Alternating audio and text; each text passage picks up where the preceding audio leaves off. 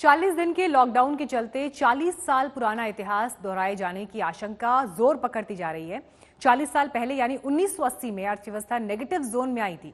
Corona काल में 2020 में एक बार फिर अर्थव्यवस्था सिकुड़ने के संकेत दे रही है।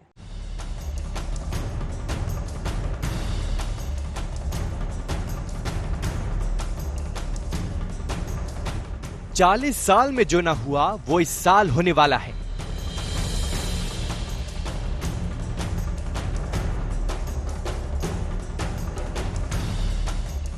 इसके पहले 1980 में नेगेटिव जोन में गई थी अर्थव्यवस्था।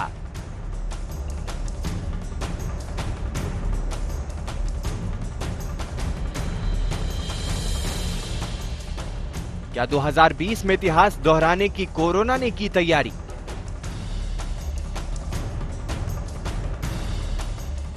कोरोना के कहर से 40 साल पुरानी कहानी फिर से दोहराए जाने का माहौल तैयार हो गया है। 1980 में जो इकोनॉमी ने झेला था उसका रिपीट टेलीकास्ट 2020 में होने के पूरे आसार नजर आ रहे हैं।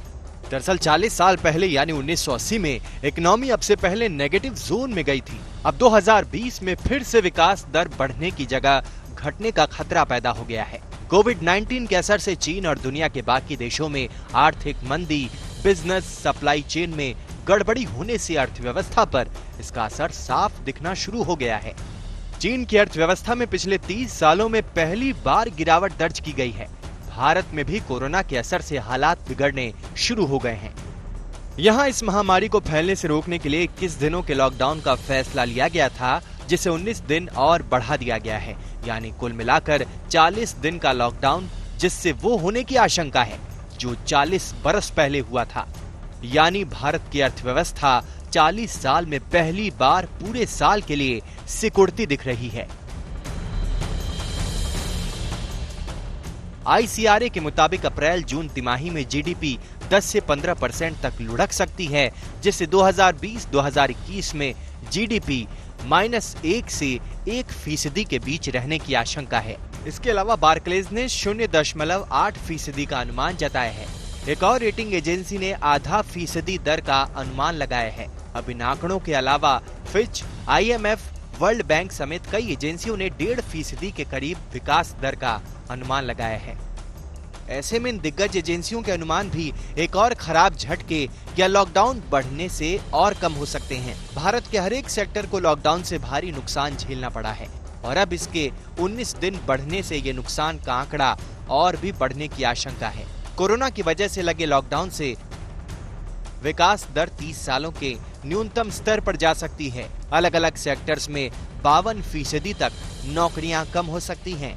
कंपनियों की इनकम में 10 से 30% से ज्यादा की गिरावट आ सकती है। लॉकडाउन से सैकड़ों अरब का नुकसान होना तय है। सरकार की कमाई लगातार घट रही है, जिससे भारतीय राजकोष पर असर पड़ेगा। सरकार का कर्ज का बोझ बढ़ता जा रहा है, जो कि देश की जीडीपी का आधा है।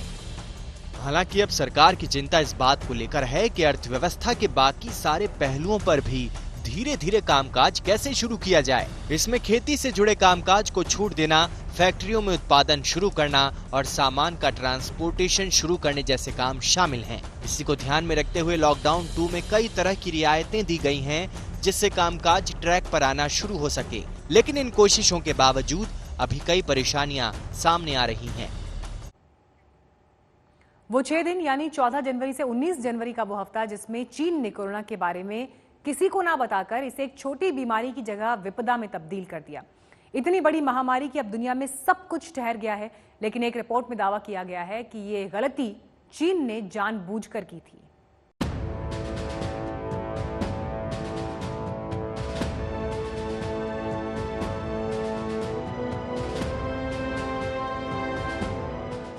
कोरोना वायरस को लेकर लगातार चीन की मंशा पर सवाल उठते रहते हैं। कई देश तो इसे चीनी वायरस भी कहने लगे हैं और लैब में इसे तैयार करने का चीन पर आरोप लगाते हैं। इसकी सच्चाई तो अभी तक साबित नहीं हो सकी है, लेकिन एक रिपोर्ट में दावा किया गया है कि इसे फैलने से रोकने में चीन नाकाम साबित हुआ है। दरअसल दावा किया गया है कि चीन के टॉप अधिकारियों को कोरोना वायरस की भनक लगने के 6 दिन के अंदर अगर वहां की सरकार ने चेतावनी जारी कर दी होती तो आज शायद पूरी दुनिया इतने बड़े पैमाने पर तबाही से बच सकती थी। ये बात एसोसिएटेड प्रेस के हाथ लगे कुछ खुफिया दस्तावेजों और एक्सपर्ट्स के पूर्व प्रभावी इन्फेक्शन डेटा पर आधारित अनुमान कह रहे हैं। कोविड-19 के बारे में चीनी अधिकारियों को पता चलने के 6 दिनों के अंदर वुहान, जो इस महामारी का गढ़ था, वहां एक आलीशान दावत हुई जिसमें हजारों लोगों ने शिरकत की। लाखों लोग लूनर न्यू ईयर मनाने के लिए इधर उधर गए। दस्तावेजों के मुताबिक चीन के राष्ट्रपति शी जिनपिंग ने 7वें दिन 20 जनवरी को चीनी नागरिकों को कोविड-19 के बारे में चेतावनी दी, लेकिन उस वक्त तक 3000 से ज्यादा लोग इस वायरस की चपेट में आ चुके थे। 14 जनवरी से 20 जनवरी तक की ये देरी कोरोना वायरस को रोकने के स्तरों पर हुई पहली गलती नहीं थी जो चीनी अधिकारियों से हुई। पूरी दुनिया की सरकारों की ओर से गलती हुई, क्योंकि वो इस महामारी को लेकर हफ्तों, यहाँ तक कि महीनों तक शांत रही। कैलिफोर्निया यूनिवर्सिटी के मुताबिक अगर चीन ने उन शुरुआती 6 दिनों के अंदर कदम उठा लिए होते तो आज कोरोना वायरस के काफी कम मरीज होते और मेडिकल सुविधाएं पर्याप्त होती। चीन में उन 6 दिनों की देरी के बाद भी करीब 2 हफ्तों तक national centre for disease control ने स्थानीय अधिकारियों की ओर से कोरोना का कोई मामला दर्ज नहीं किया, जबकि उसी बीच यानी 5 जनवरी से 17 जनवरी के बीच सैकड़ों मरीजों ने न केवल वुहान बल्कि पूरे चीन में हॉस्पिटल पहुंचने लगे थे। एक्सपर्ट्स का मानना है कि ये साफ है कि सूचना पर चीन ने कठोर नियंत्रण, नौकरशाही बाधाओं और बुरी खबर देने से बचने के लिए शुरुआती चेतावनियों का रास्ता रोक लिया। 8 डॉक्टरों को अफवाह उड़ाने जनवरी में नेशनल टेलीविजन पर ब्रॉडकास्ट करने के लिए सजा भी दी गई। शुरुआती दिनों में चीन की सरकार सूचना को बार बार दबाने से इनकार करती रही। वो कहती रही कि उसने WHO को इस महामारी के बारे में तुरंत सूचित कर दिया था। वहीं AP को मिले दस्तावेजों से साबित होता है कि चीन के नेशनल हेल्थ कमीशन ने 14 जनवरी को प्रांतीय स्वास्थ्य अधिकारियों के साथ गोपनीय टेलीकॉन्फ्रेंस पर स्थिति का गंभीरता से जायजा लिया था। एक मेमो के मुताबिक ये टेलीकॉन्फ्रेंस कोरोना वायरस पर चीन के राष्ट्रपति शी जिनपिंग, प्रधानमंत्री और उप प्रधानमंत्री की तरफ से निर्देश देने के लिए की गई थी। आज तक ब्यूरो। और अब देखिए गुरुवार को शेयर बाजार में किस तरह की हलचल रही।